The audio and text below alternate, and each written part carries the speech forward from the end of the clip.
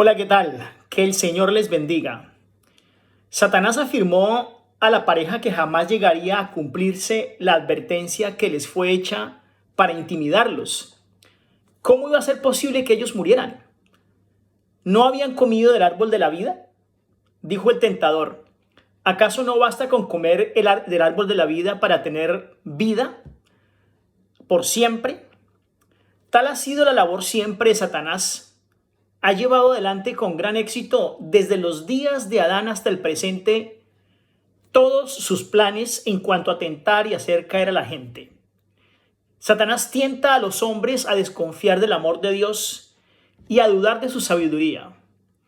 Un inquieto e inquisitivo deseo de penetrar los inescrutables secretos del poder y la sabiduría de Dios. Así que en sus esfuerzos por escudriñar aquello que Dios tuvo a bien ocultarnos, muchos pasan por alto las verdades eternas que nos ha revelado Dios y que son esenciales para nuestra salvación.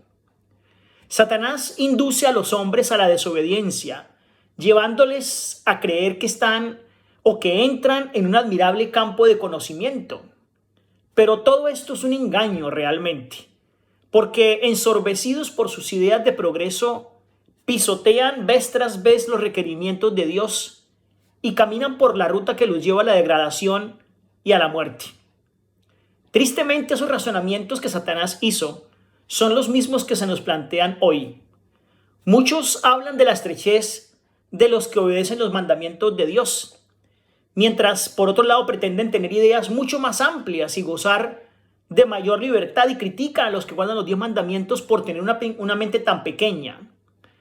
¿Qué es esto sino el eco de la misma voz de Satanás que dijo allá en el Edén? El día que comieres de él, es decir, el día que violares el mandamiento del Señor, ¿seréis como dioses? Satanás aseveró haber recibido grandes beneficios por haber comido del fruto prohibido, pero nunca dejó ver que por la transgresión había sido desechado del cielo. Y aunque había comprobado que el pecado acarrea una pérdida infinita, él siempre ocultó su propia desgracia para atraer a otros a la misma situación. Así también, el pecador trata de disfrazar su verdadero carácter y puede pretender ser santo, pero su elevada posición solo hace de él un embaucador tanto aún más peligroso. Está del lado de Satanás y entonces al hollar la ley de Dios e inducir a otros a hacer lo mismo, los lleva hacia la ruina completa. Pero esta creencia no la salvó de la pena del pecado a la misma Eva. No creyó en las palabras de Dios y al igual que Satanás, esto condujo a su caída. Recordemos que los sofismas de Satanás que él trata siempre de establecer pone siempre los contrarios. Siempre es desastroso obedecer a Dios.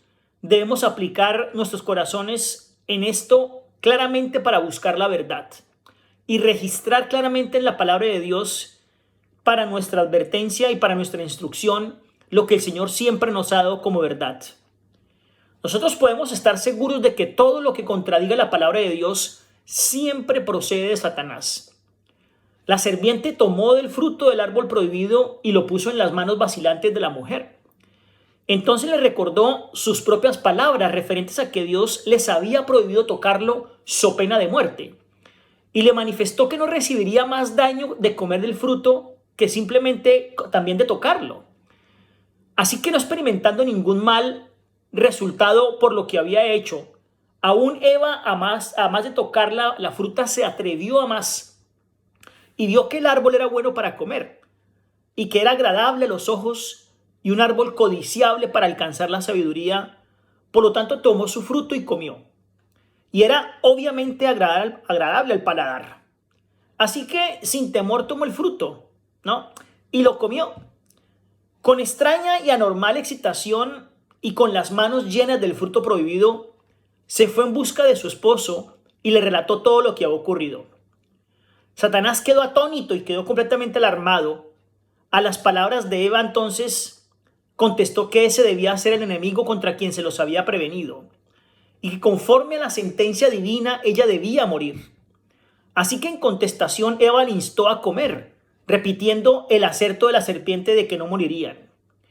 Y Eva alegó que las palabras de la serpiente debían ser ciertas, puesto que no sentía ninguna evidencia del desagrado de Dios, sino que al contrario, experimentaba una deliciosa y alborozante influencia que conmovía todas las facultades con una nueva vida que le parecía semejante a la que inspiraba a los mensajeros celestiales.